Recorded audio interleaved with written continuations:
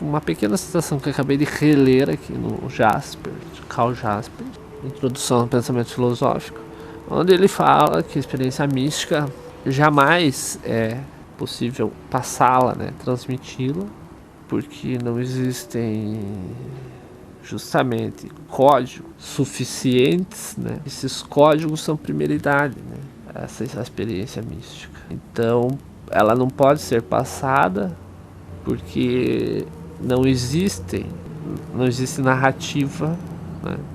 Não existem signos, porque só pertencem àquela pessoa. Então, nem ela tem conceito, porque não existe uma convenção para que haja.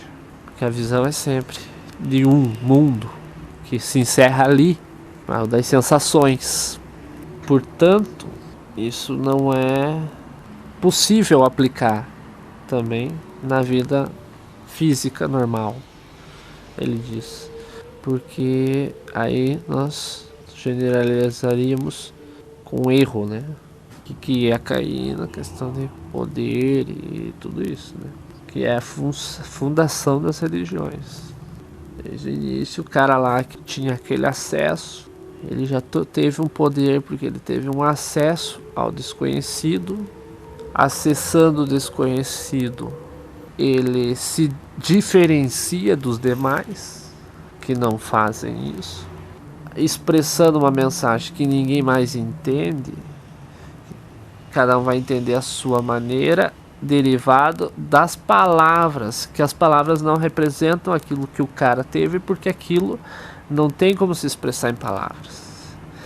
Aí você torna toda a experiência religiosa, quer dizer, toda a experiência religiosa no sentido que a gente tem hoje de religião, que é fechada numa descrição possível, ela já não pertence à pureza da relação, porque ela tem um mediador, de alguma forma, um mediador narrativo que ilustrou aquilo daquele outro mundo, segundo o seu entendimento, em linguagem tanto de fala quanto visual, criou esses signos que entraram numa convenção, mas esses, na verdade, eles todos simbolizam a ideia muito distante de aproximada, porque a origem não condiz com nenhum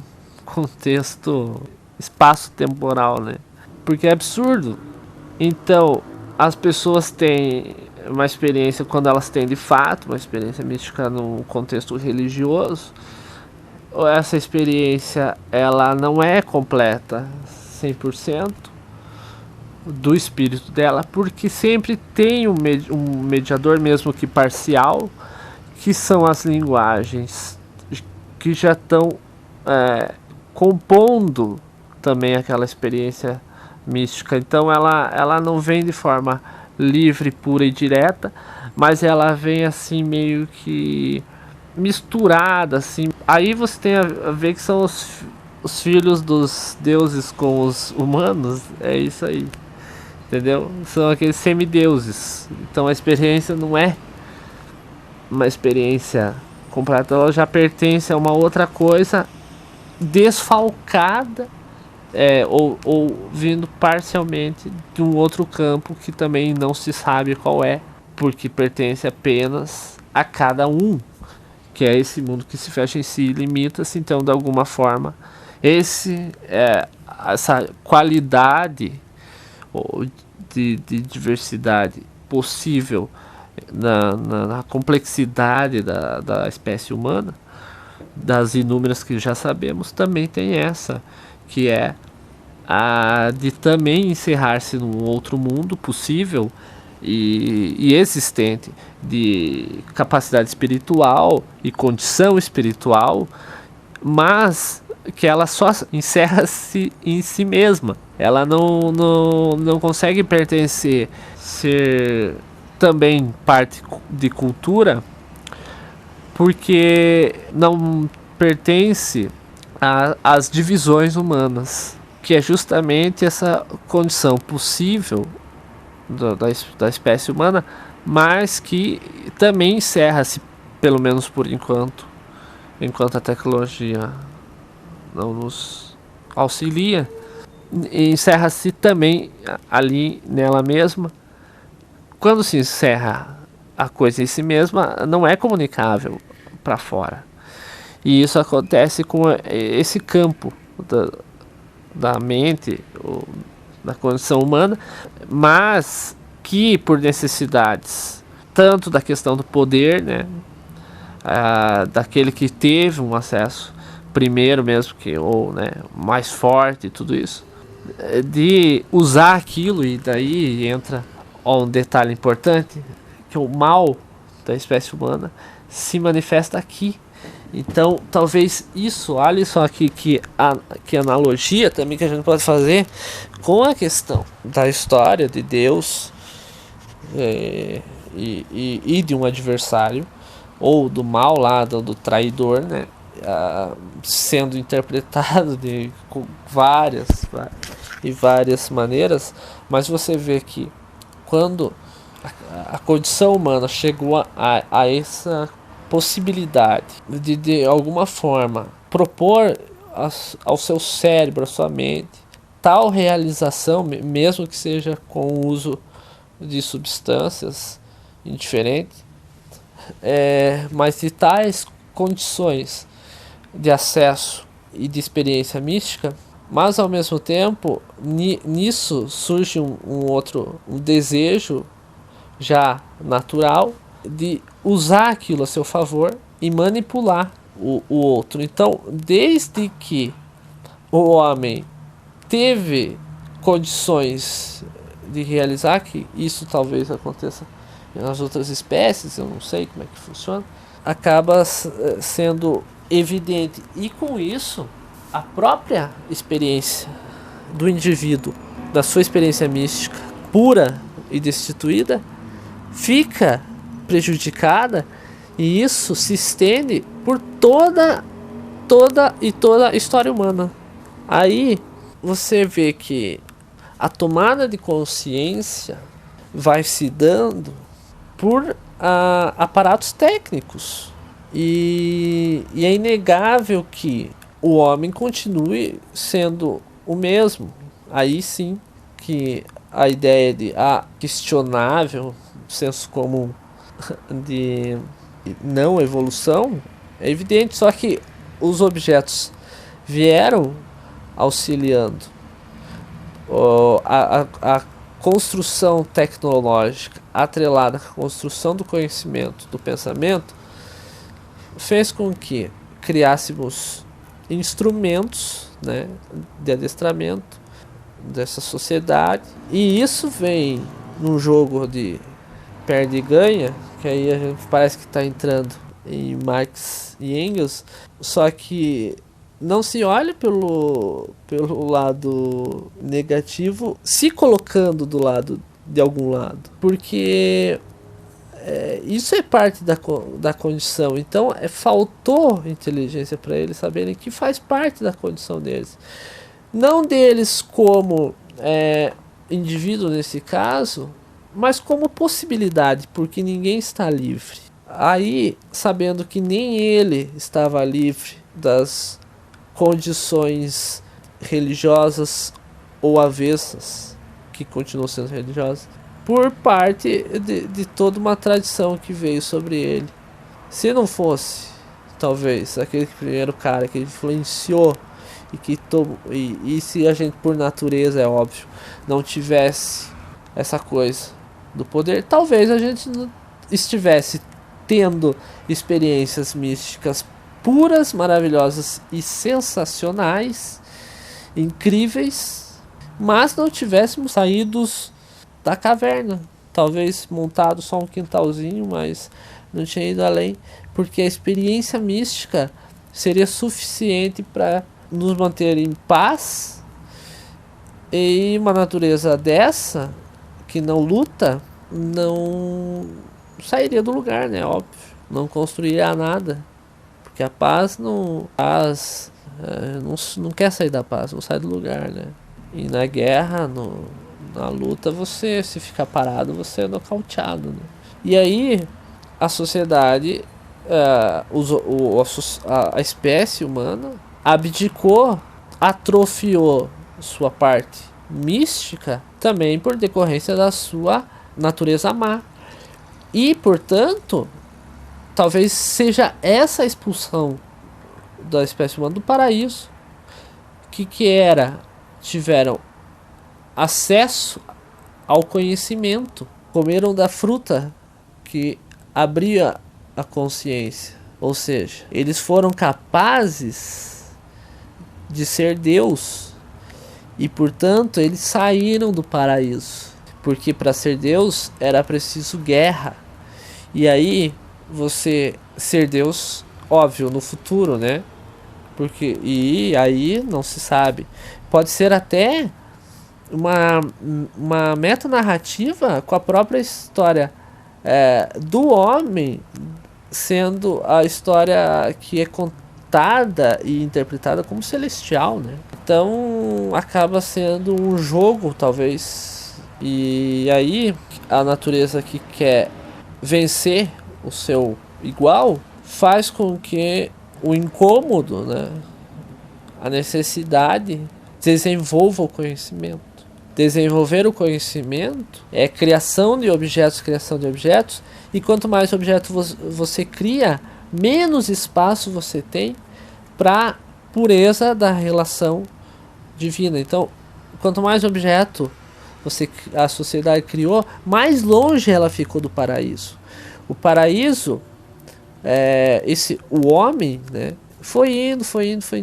Então é a própria história. E aí qual que é a chegada de, não sei qual que vai ser daí, esse é o contato, certo? Contato imediato, entendeu? Da tecnologia com Deus, que vai ser quando finalmente eles possam descobrir origens além das que são hoje.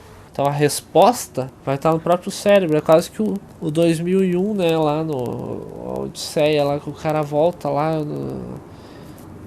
não sei, tem aquela cena, eu não entendi direito, acho que é aquele filme, mas aquela cena me remeteu a isso, talvez pela forma que ela foi construída cinematograficamente. Eu não li o livro, não sei como é. Então vai ser um encontro, assim, uma entrada que essa coisa é física, esse coisa do paraíso se torna física também pelas construções geográficas urbanas que, né, foram sendo feitas, mas também ela é espiritual no sentido de não espiritual no sentido mais evidente, que como estávamos falando, mas espiritual no sentido de ser um espírito de como existe o espírito de época, mas aqui um espírito de... Mas enfim, a mente do homem foi, então, lembrando que essa criação de objetos alterando a mente é justamente você dando mais subsídios para anulação da relação mística pura, porque essa relação ela se dá mais intensamente, é óbvio, e mais próxima desse de fato com Deus, e talvez por isso que Adão falasse com Deus. Adão, ou seja, né, o homem, a humanidade, aqueles primeiros, os puros, os que não tiveram contato nenhum, que não tinham signos suficientes, que tinha ainda uma condição muito tribal e animalesca. Quando o cara realizou quando ele teve acesso e finalmente realizou aquele ato místico, todos aqueles que realizaram isso, aquilo foi puro de tal forma, pela tão falta de objeto que eles tinham, para afastarem eles de uma linguagem mística ou de um entendimento místico, né? Porque linguagem mística não existe, mas da experiência mesmo, de forma mais em si possível, de fato deve ter sido uma experiência que os aproximou de Deus, porque esse Deus ainda não habitava nenhuma linguagem. Quando essa experiência é passada e aí você começa a criar cada vez mais um objeto de linguagem, ou um objeto vai construindo uma sequência, uma sílaba, duas, uma palavra, uma frase e tudo isso, ou é óbvio, estou falando no sentido figurado, né? Fazendo uma alegoria. Quando a segunda geração já estava fora do paraíso, porque eles já não tinham acesso, ou melhor, possuindo 1, 2, 3 signos, eles já não tinham acesso a essa comunicação com a deidade, porque eles automaticamente tentaram entender aquilo com a linguagem. Sendo assim, eles foram, portanto, na alegoria, jogados para fora do paraíso, porque eles provaram da fruta do conhecimento, do bem e do mal. Aí começa o conflito também, porque vê-se a oportunidade de dominar. Quanto mais domínio de uma possibilidade e quanto mais domínio de uma coisa que ele tem acesso ainda e passa, ou seja, ele também é um criador e um dos juízes, né? Porque ele é um dos que traz um acesso que ele vai transformar em um signo. E aí você vê que surge então a oportunidade de dominar através de um poder imaterial que já desde o início era virtual, porque ele ainda vinha, era um devir prometido por alguém que teve aquele encontro. E aí esse devir é óbvio que vai se realizar, mas como eu já falei, vai ser sempre mais incompleto. Porque aí veio o cara e se rebelou, também queria poder, porque ele também tinha capacidade e acesso a uma quantidade grande.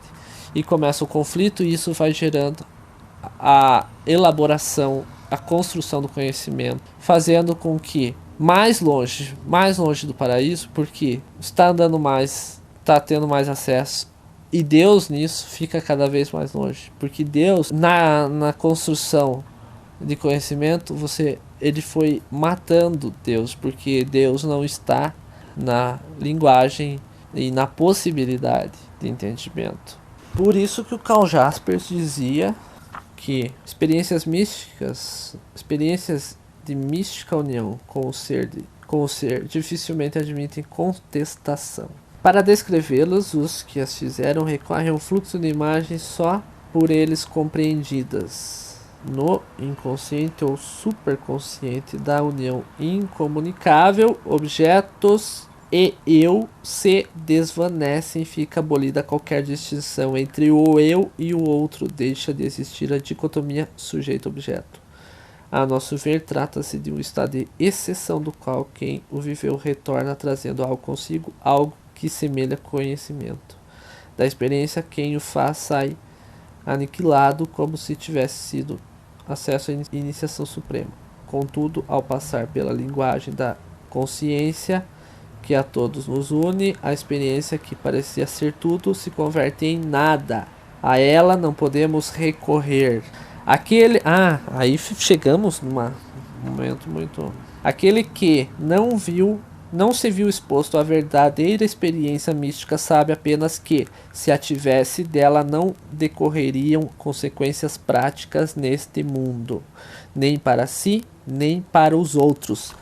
Aqui fecha o ciclo, porque você entende que o contato com Deus, ele nunca serviu para o mundo, nem para a pessoa viver no mundo, porque não faz sentido. Não pertence, faz parte de outro. Só que como o homem está fora do paraíso, ele também não pode. Ele pode ter algo parcial.